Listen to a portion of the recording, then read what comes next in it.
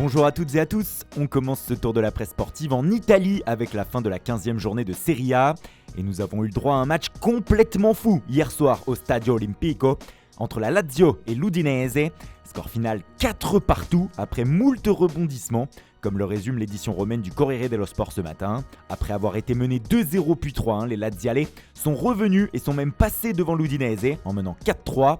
Mais à la 99e minute, les visiteurs ont égalisé afin d'arracher le nul. Un résultat qui n'arrange pas du tout Maurizio Sarri et ses hommes, qui restent englués en 9e position. L'édition nationale du Corriere préfère s'en prendre au calendrier et à ceux qui le font. Vous avez cassé le football, écrit le média, après la vague de blessures qui touche la Serie A depuis hier. Entre Simon Kjær de l'AC Milan, Kalidou Koulibaly du Napoli ou encore Marco Arnautovic de Bologne, le championnat italien va être privé de quelques stars durant les prochaines semaines. En Angleterre, fin de la 14e journée également et gros choc à Old Trafford ce jeudi soir.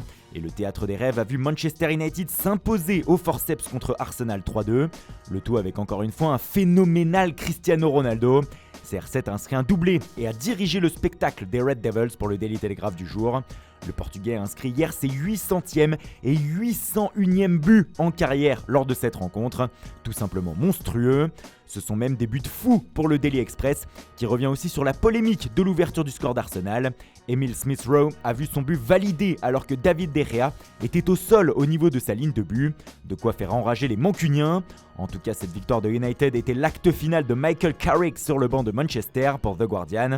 En effet, après la rencontre, le coach intérimaire des Red Devils a quitté son poste et le club afin de laisser place à Ralf Rangnick, qui est intronisé ce matin à la tête de MU. Enfin, pour être complet, Tottenham a également gagné hier soir. Les Spurs ont battu Brentford 2-0 et reviennent aux affaires dans la course à la Ligue des Champions pour le Daily Mirror.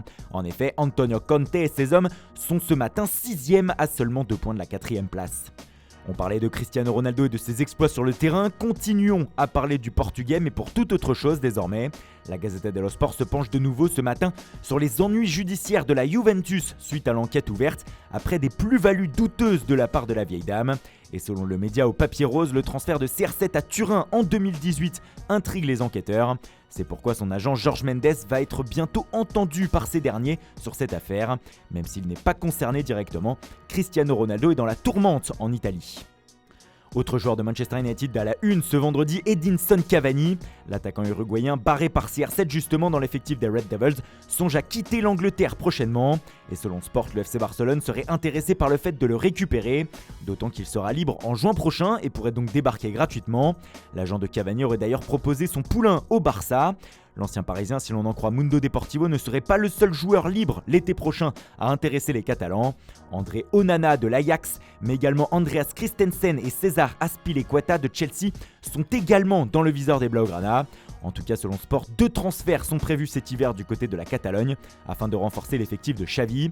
Enfin, concernant le cas Ousmane Dembélé, le média se montre pessimiste ce matin et parle même de mauvaises sensations dans ce dossier. Après la réunion entre le club et l'agent du joueur hier, cela sentirait mauvais pour l'avenir du champion du monde 2018 à Barcelone.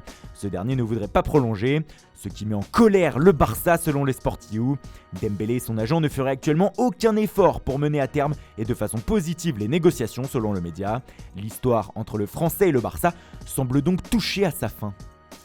Un peu comme l'histoire se termine au fil des mois entre Kylian Mbappé et le Paris Saint-Germain, le Français est en fin de contrat en juin et se rapproche un peu plus chaque jour du Real Madrid.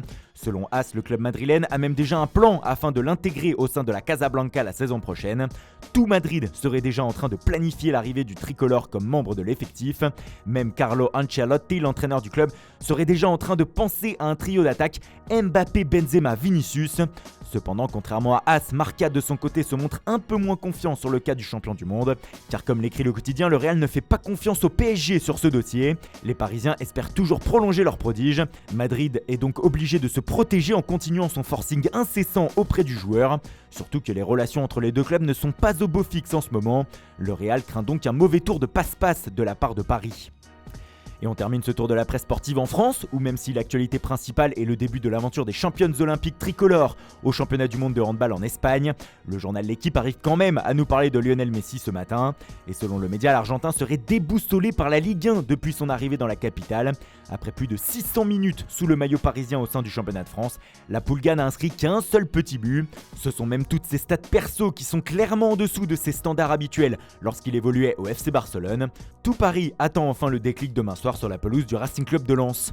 Voilà, c'est tout pour ce matin. Merci pour votre fidélité. Bonne journée à tous et à tout à l'heure pour le JT Foot Mercato.